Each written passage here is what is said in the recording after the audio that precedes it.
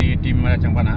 Ya, dari tim Raja. Tempat pelaksanaan Maulidul Rasul Akbar Singoh yang dilaksanakan oleh masyarakat Aceh, Kampung Yan Kedah, Malaysia, masyarakat Ban Sigom, Semenanjung, Malaysia, mulai timur sampai barat, utara sampai selatan diundang. Lebih dari 10.000 undangan yang Singoh akan hadir di Malaysia. Mulai di Pulau Penang juga, tim adat relawan tim adat Aceh Cangkona Sungut.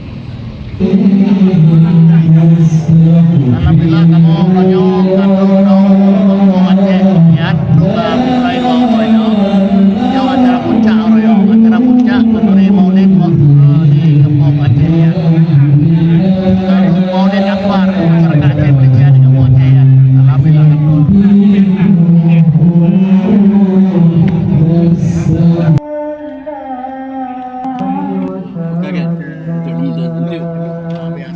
Beres dah. Cang nanti cang panah.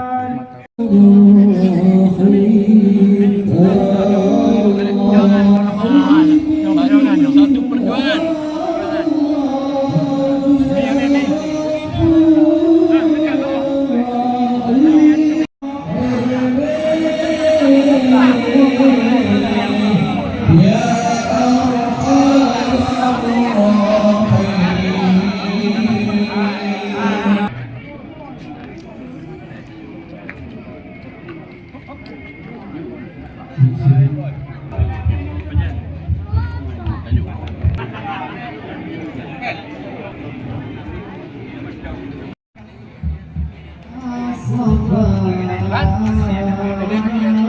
Empat busuk ni.